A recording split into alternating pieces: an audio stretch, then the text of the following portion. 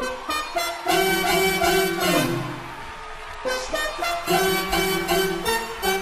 announcement from the great and powerful Oz. I thought it over, and green is dead. Till I changed my mind, the color's red.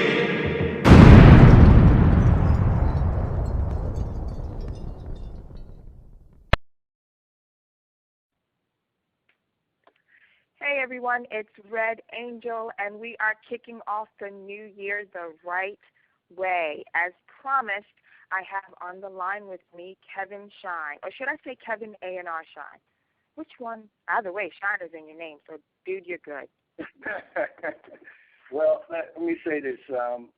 The Twitter people have given me the other name. My mama gave me the first one.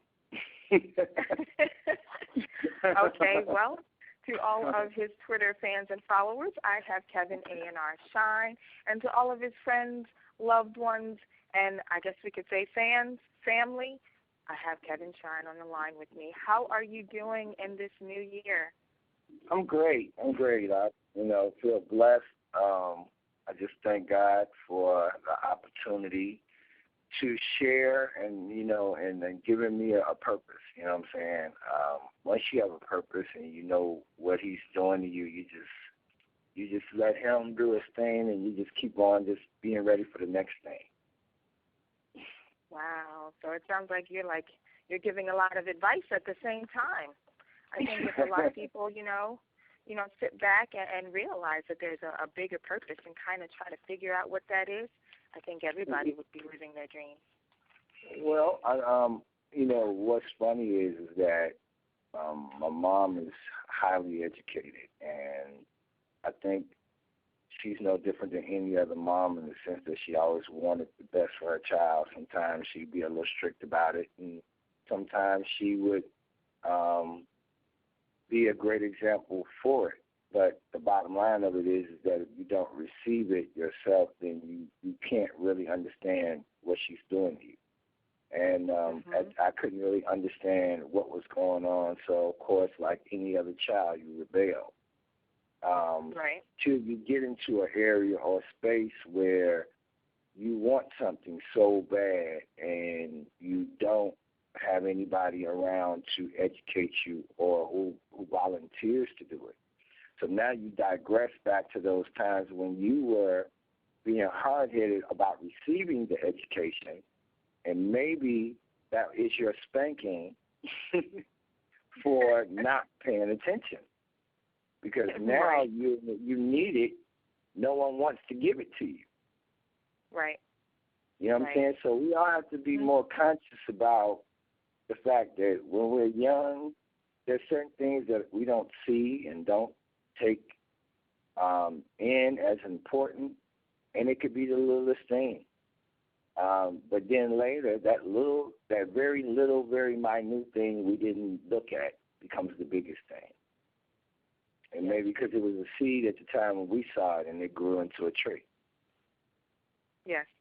Yes, I get what you're saying completely. And it's ironic that you said that because a couple of days, I think it was like either the day before or day after Christmas, I sent my father a text because something popped in my head. And he said to me, when I ran for class president, and I won, ninth grade class president, I was so excited, and I go to him and I say, look, I'm class president. And he says to me, well, that's great. I would tell you what my nickname is, but we'll save that one for another day. He says to me, he said, well, that's great. He said, but why not just go for student body president? And at the time, I was just like, well, dag, can you just be happy for me because I'm class president? And then it hit me. If you're going to put in all of that work, why not go for the ultimate? The sky is the limit. Don't just stop at at class president.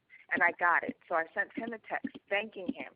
I didn't get it then, but all these years it hit me in the head I'm like, are you serious?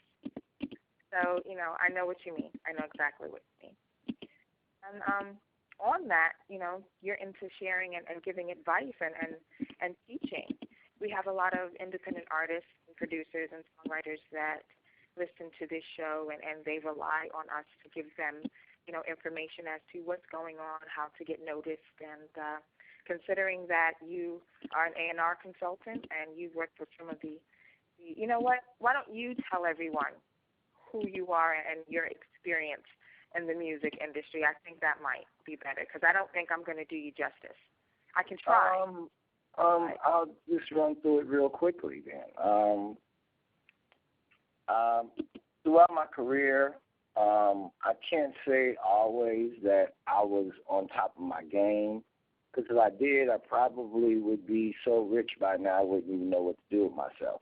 But I had the opportunity to discover a producer named Kevin Shakespeare Briggs, who went on to win multiple Grammys for Bills, Bills, Bills, No Scrubs. I discovered a younger kid, messing around with him, had a chance to be a part of his life for most of his career, until he became like one of the biggest names on the planet, Kanye West, when he was 15 years old. Wow. And was a very big part of his life.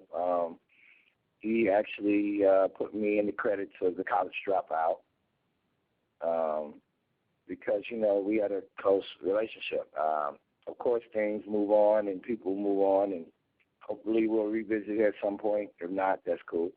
Was a part of a young lady's career when she first started out because I was part of a brainstorming team who was helping develop this new company called Hidden Beach.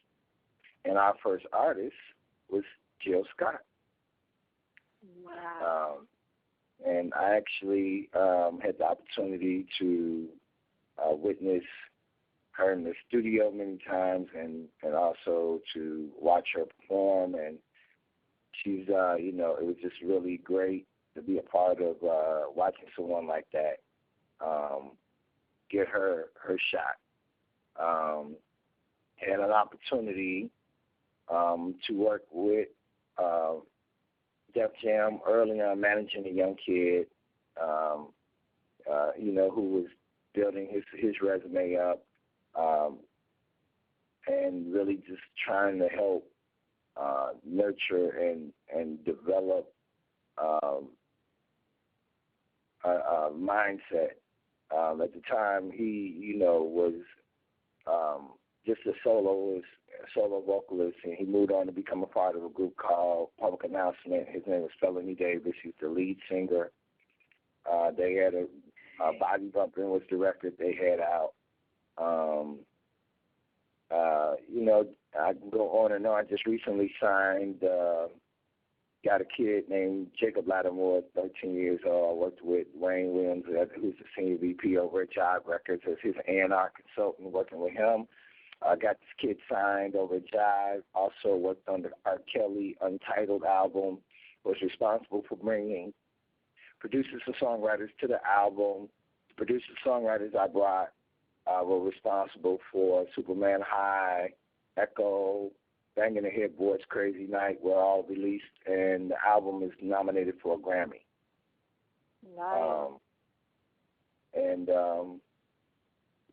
Managed some writers named Galaxy, a lady in specific named Carla Henderson, voice on the Ludacris How Low record where the party goes go low, and that's nominated for a Grammy also. Nice. Wow. So I would have to say that you obviously have an ear and an eye when it comes to what's coming next, because it seems like the people that you have helped, or the projects that you jumped on, it's almost like you knew that they were going to be successful. Is there a formula, or is there something that needs to, I don't mean to keep using this word, shine through when a producer, songwriter, or an artist is trying to make it to that